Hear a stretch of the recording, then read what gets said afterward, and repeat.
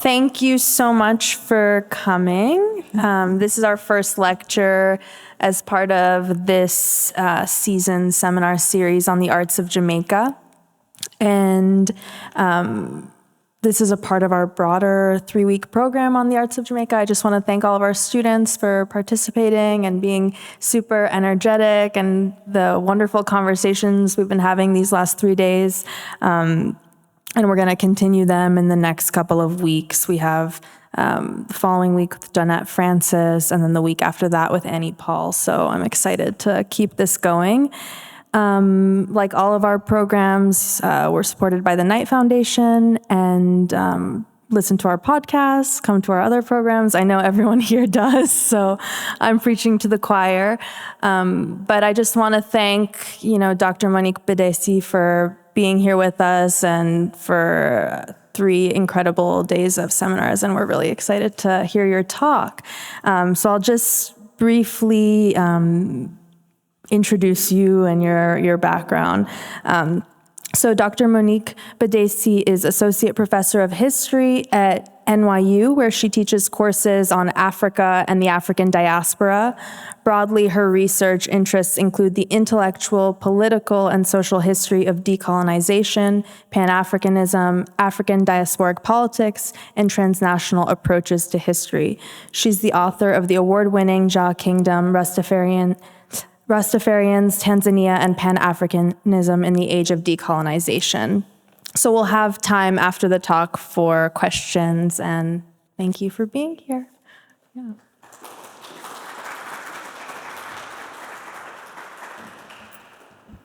Thank you. All right, so I want to thank Donna Honarpiche. I worked hard on the pronunciation for the invitation. I'm trying to get my mic right. Yes, and to thank my incredible students. I'm saying students because I had such amazing conversations and learned a lot about art from all of you. So I've really enjoyed my 3 days here and looking forward to your questions today. So, all right, so I'm a historian of Africa and the African diaspora with a focus on the 20th century. And I'm really interested in how people of African descent have constructed identities in the colonial and the post-colonial periods.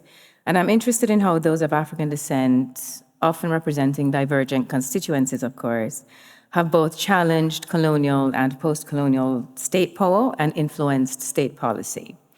What I'd like to do today is really tell you a bit about how I came to this project and then tell you what my arguments are in Jah Kingdom. So the first time I went to Tanzania, my intention was to study Kiswahili at the University of Dar es Salaam, where I did a course, and to begin research for a project that was supposed to be on Tanzania's participation in the liberation struggles of Southern Africa. As a Jamaican in Tanzania, I took note of the ubiquity of representations of Rastafari, from art to music to the images on the local buses that roamed the streets of Dar es Salaam. Images like these.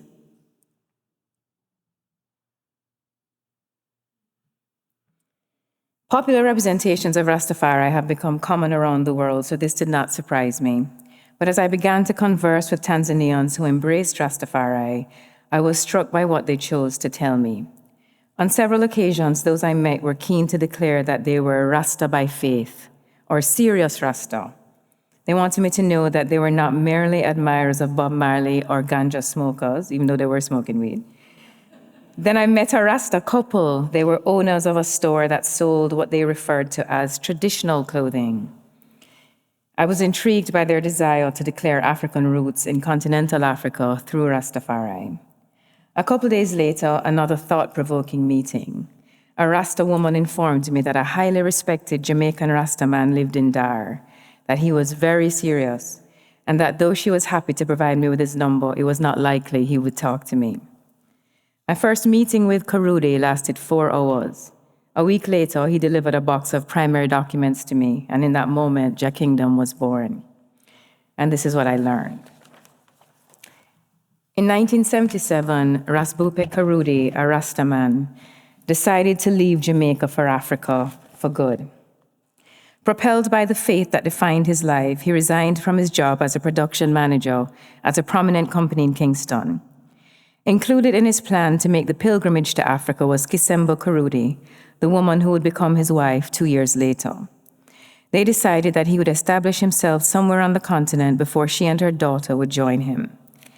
A committed Rasta woman, Kisembo remained faithful in the face of the outrage and disapproval offered by their parents and other loved ones in Jamaica.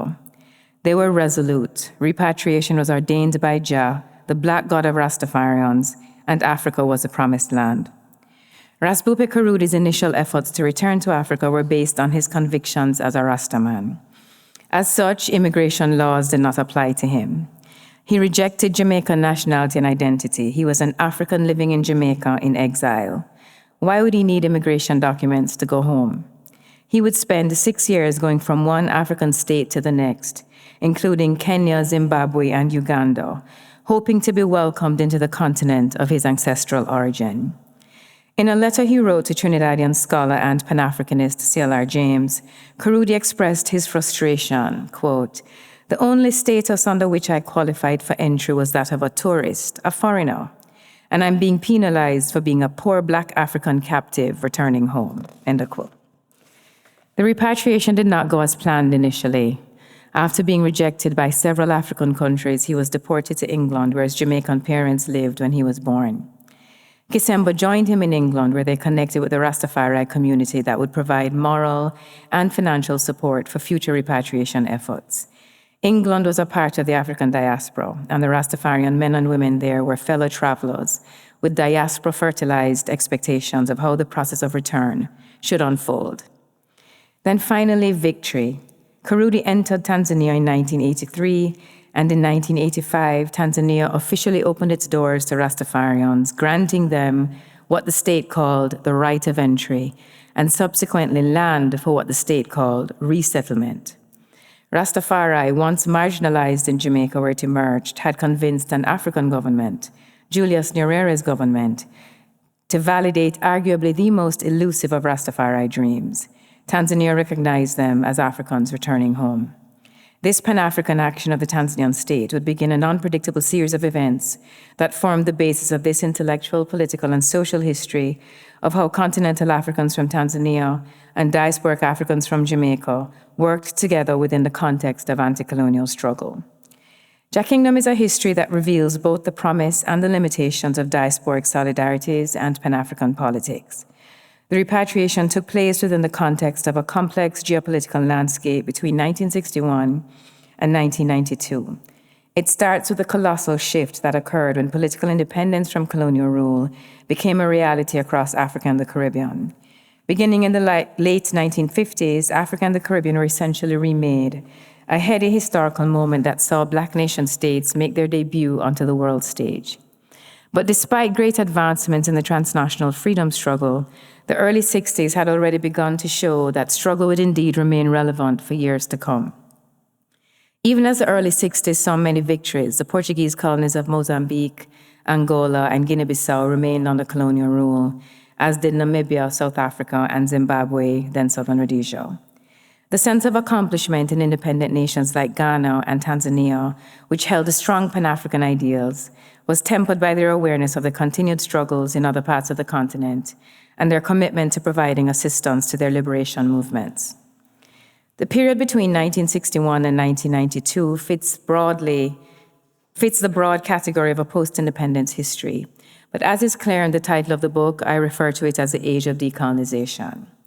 Decolonization is widely used to refer to agitation for independence, but I'm expanding the temporal markers in order to include struggle after formal independence from colonial rule.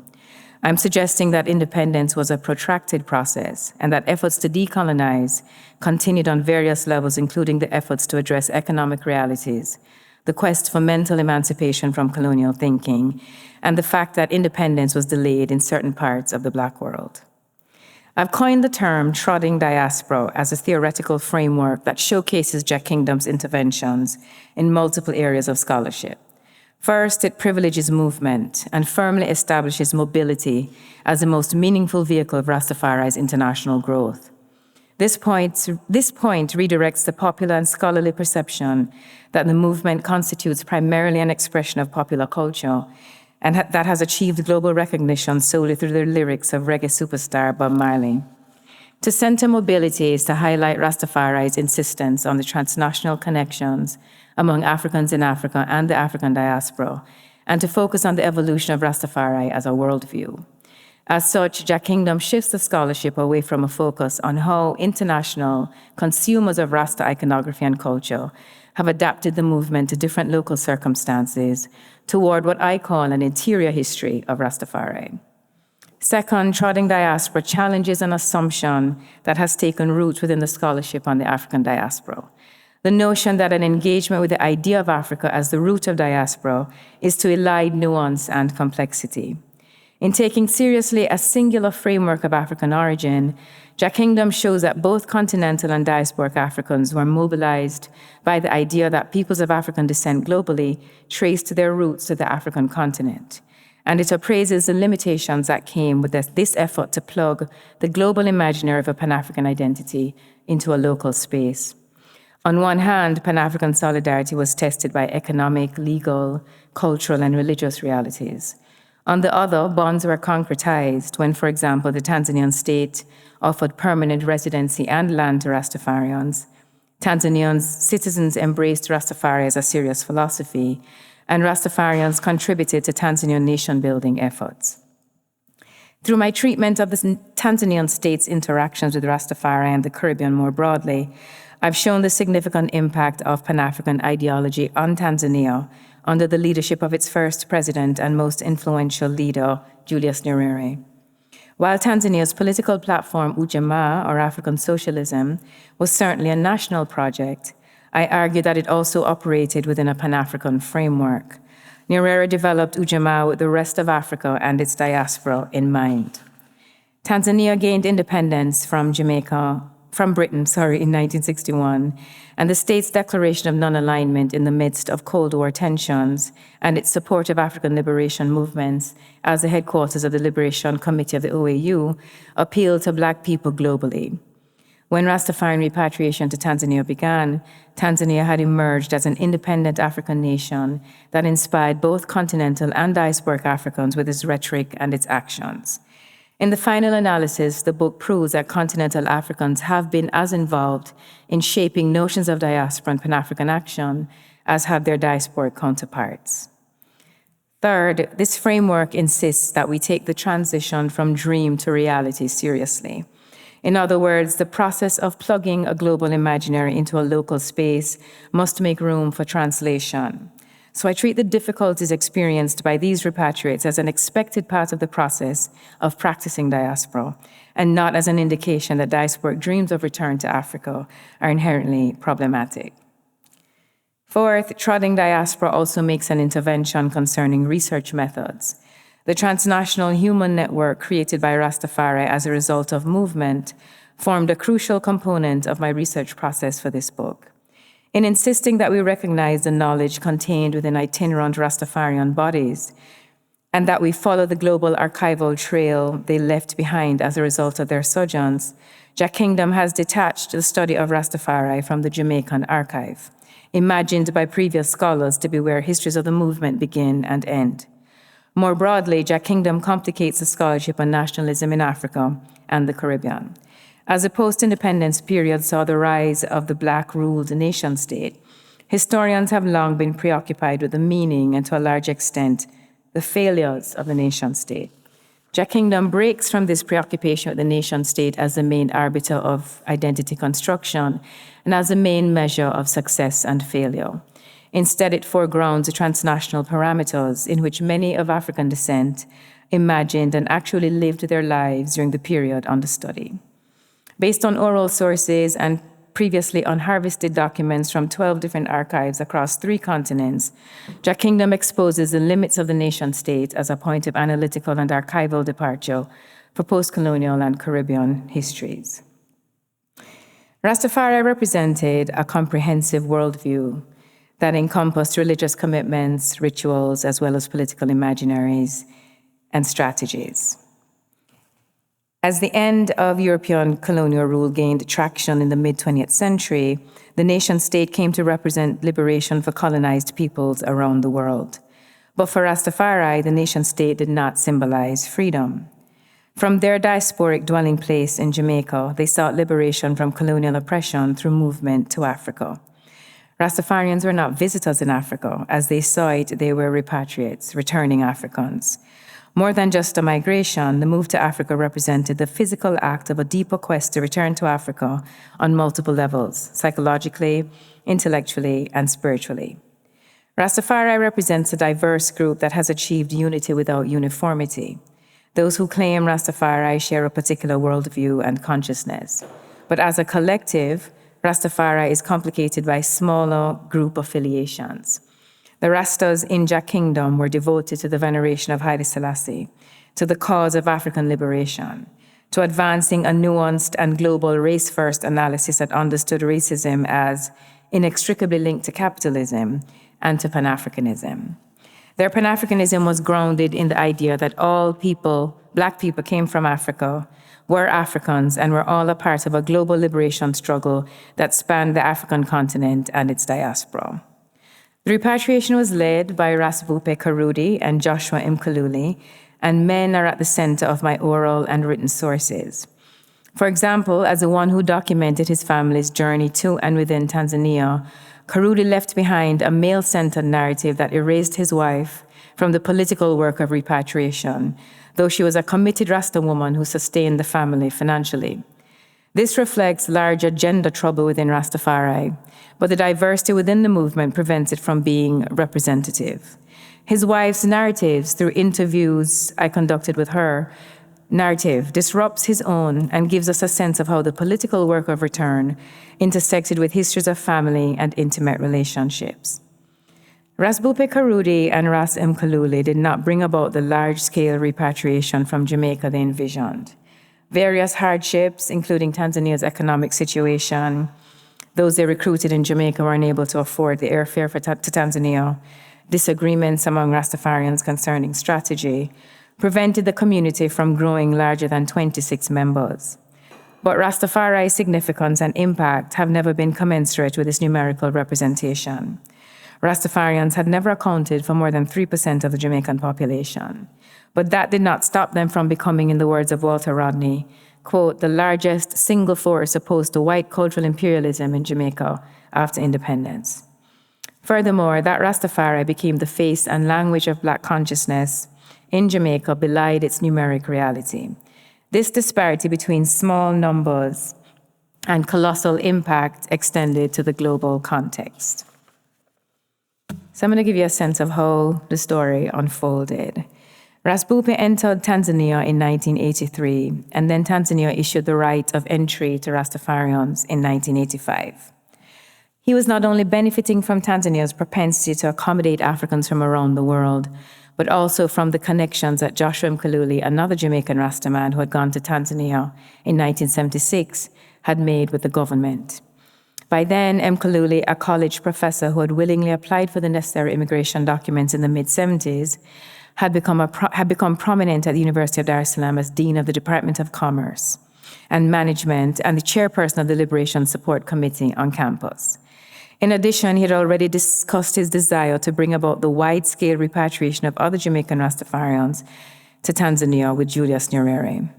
Mkaluli explained to Nyerere that the Rastafarian worldview was compatible with Ujamaa, African socialism, and he emphasized Rastafari's connection to a larger, radical Pan-African network of activists, freedom fighters, politicians, and others committed to global African liberation and to the project of Tanzanian nation building.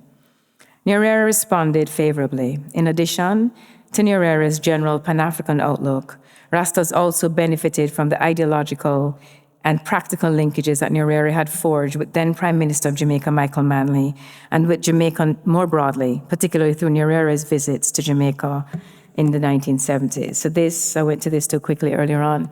This is just a photograph from a newspaper in Tanzania about Prime Minister Michael Manley arriving there and being involved in the liberation struggle. This is another one from a Swahili newspaper that talks about Jamaica pledging aid to the liberation struggle. Mkululi had petitioned the Tanzanian government for citizenship status and land for himself and for future repatriates, and Kurudi joined him in his efforts when he arrived. When the Tanzanian state issued a letter offering the official right of entry to Jamaican Rastafarians in 1985, it marked a pivotal point in the relationship between Rastafarians and the Tanzanian state, in that it represented a victory for Mkululi and Kurudi, who both envisioned Tanzania as the future home of their Rastafarian brothers and sisters in the West. The Tanzanian government's commitment to repatriation encouraged Mkululi and Kurudi to recruit more Rastafarians to repatriate to Tanzania. As they continued to petition the government for land upon which to resettle, Kurudi left Tanzania in search of Africa-bound Rastafarians. So in this photograph from your left was Gertrude Mangela, Minister of Government. That's Ras Bupe beside her, that's Julius Nyerere, and then Joshua Mkululi. When Ras Bupe arrived in Jamaica in May 1986, he found Ras Daniel Hartman ready and eager to answer his call.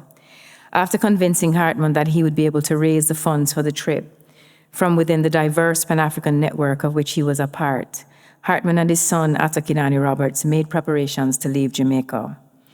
As Ras Bupe, Kurudi, and Mkululi awaited their arrival, they began to face the social and cultural realities of life on the ground in Tanzania, the disagreements between them concerning how the repatriation should unfold, and the unpredictable pace at which the Tanzanian government catered to their needs.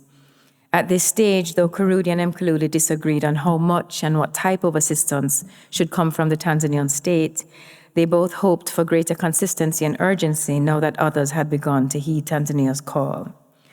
Though the Rastafarians began to petition the government since the 1970s, as I mentioned earlier, the initial letter that marked the official state response to their requests was not issued until 1985.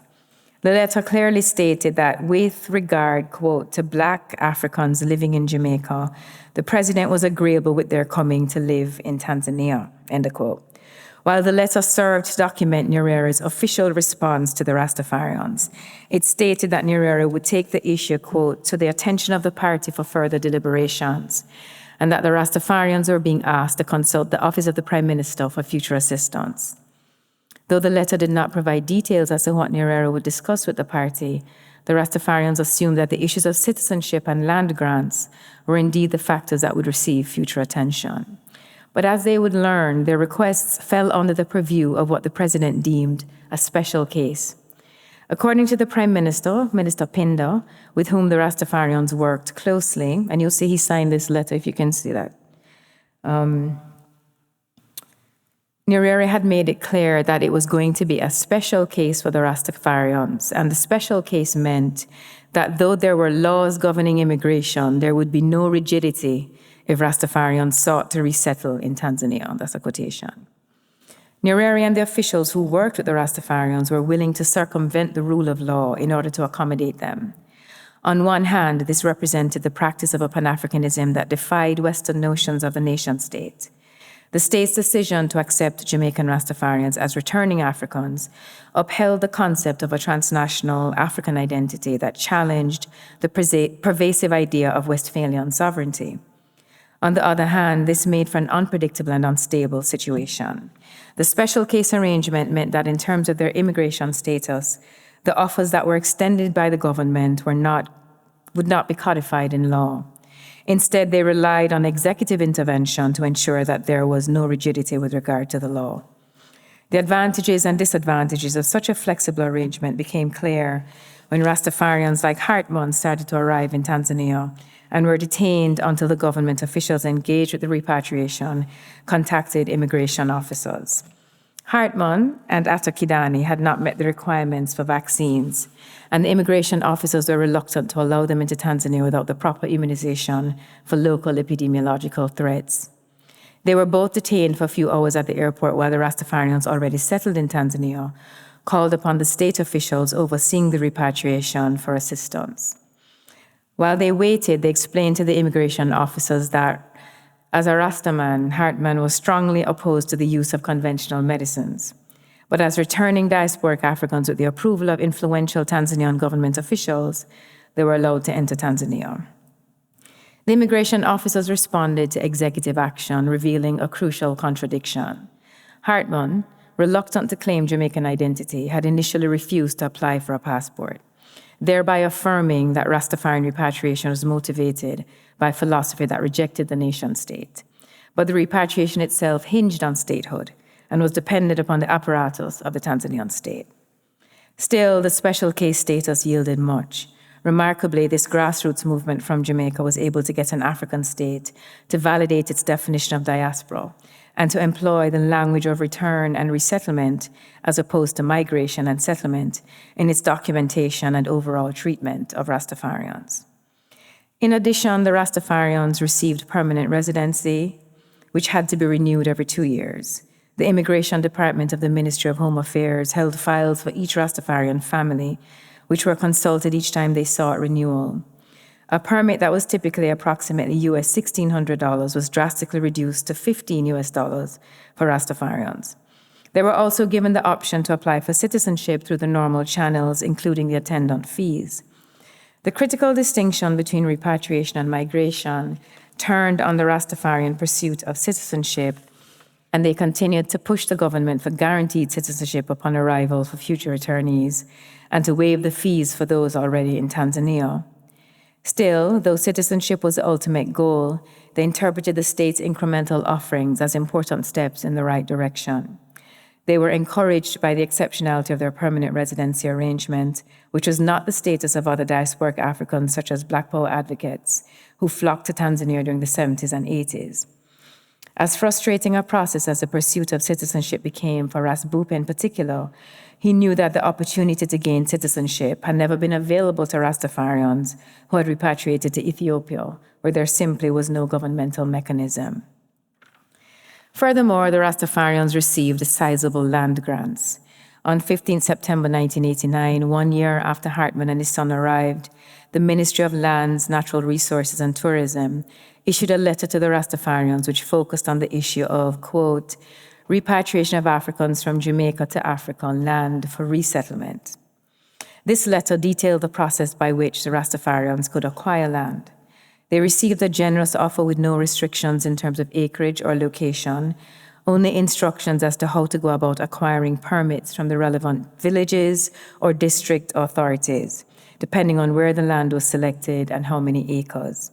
Sadly, Hartman did not live to move into his own home, which he had planned to build on his own land. In 1991, he succumbed to malaria, an ever-present threat and deadly foe, for which the repatriates were woefully unprepared. Following his father's death, Atokidani went to live with Ras Mkululi, who had chosen land in Arusha, where he lived until Mkululi's death in 2009. But in 1997, Atokidani returned to Mbezi and became a leader of spiritual instruction among Tanzanians who had embraced Rastafari as a serious philosophy, setting in motion social processes far beyond the initial goals of the repatriation, as the local movement broke into different groups, with one even declaring its independence from the Jamaican Rastafarians. Calling itself a theocratic administration, this group insisted that Rastafari had its roots in East Africa, in a way that duplicated the profound religious framework through which Kurudi and Mkululi understood their path and the trod to Zion. These Tanzanian Rastafarians saw themselves as, quote, the sons and daughters of Zion in Zion, who had established, in their words, the first Rastafarian churchical order, devoid of the influence of the Rastafari elders who are already established in Tanzania, end quote. As for the Kurudis, they selected land in Kigoma, where they hoped to construct a self-sufficient cooperative community akin to an Ujamaa village as imagined by Nyerere's model of African socialism. This proved to be a very difficult undertaking. When Kurudi moved from Mbezi with his wife Kisembo and their children, he found it difficult and struggled to cope. He eventually defaulted on the payments for the truck the Prime Minister had helped him to acquire through the Rural Development Bank. When Minister Pinda encouraged Kurudi to sell the produce he grew in Kigoma, Kurudi insisted that his mission was spiritual and not commercial. Kurudi also faced marital problems. For him, the political work of repatriation had forced him to make a sacrifice. As he saw it, relationships suffered when men were, quote, on the front line of the battlefield. And his assumption was that only men suffered for the liberation struggle. Much to Kisembo's chagrin, he had separated the political work of the repatriation from his family life and had neglected his wife and children in the process. For her, his elevation of the struggle over his family life devalued her, their union, their children, their mission, and Rastafari more broadly. From Kisembo's perspective, the separation between the struggle and the family had never really existed, and her own work in sustaining the family was just as vital to the repatriation. In the final analysis, they faced considerable hardships, including Raspupe's intractability, as in the words of one Tanzanian state official, quote, an overly pious Rastaman who expected the Tanzanian state to fully fund the life he hoped to build there.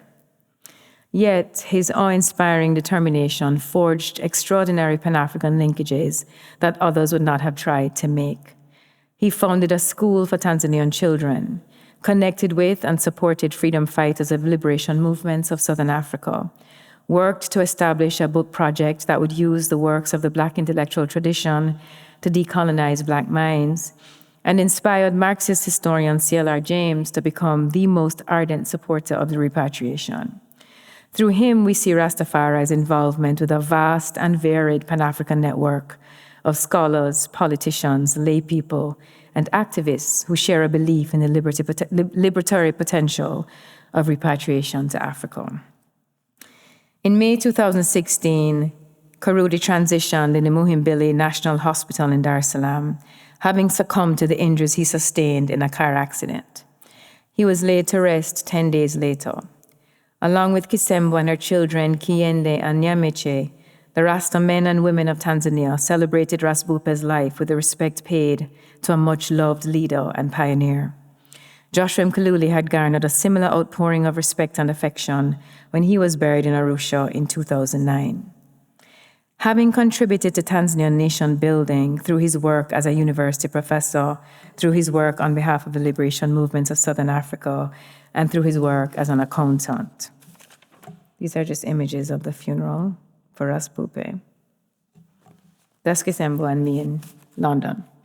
In conclusion, Rastafari, a once ostracized movement on the fringes of Jamaican society, got an African government to validate its philosophy. The return reinforced what Rastas always knew. National borders within the Black world were arbitrary and more porous than nationalism and its advocates care to admit. Pan-Africanism remained alive and well even after nationalism triumphed as the route to independence. The kind of Pan-African collaboration depicted in Jah Kingdom represents both a continuation of a tradition that preceded independence from colonial rule and the Pan-Africanism that adapted to the failures of nationalism. This took into account the variances within the global Black community and the geopolitical landscape that lionized a racial hierarchy and capitalism.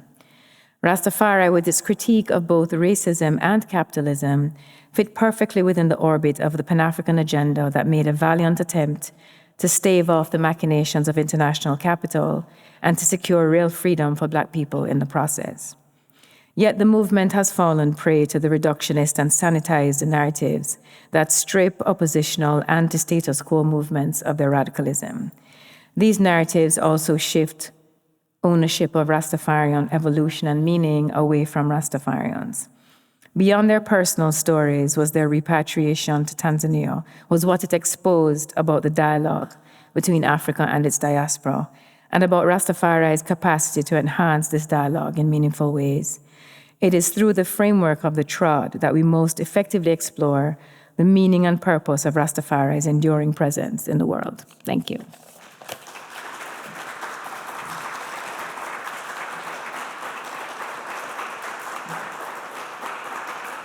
You want me to take the question? Thank you again. Good to see you here after 3 amazing days. When we first began our seminar, you asked us our relationship or what we understood or knew about Rastafari. Right. Important. No ism, no Ian. And I was curious if and what you would be willing to share about your relationship with Rasta and the culture and the history. Okay, so I think I mentioned one day during the seminar that I was raised in a Rastafarian home. My parents were members of the 12 tribes of Israel. So they were part of that generation of college-educated students that went into Rastafari in the late 60s, early 70s. So that meant that I was raised in a house. I think the experience set me on a path in search of Africa, in a way. Repatriation was very much a part of my childhood. I had a stepfather who would talk about leaving one more year in Babylon every year.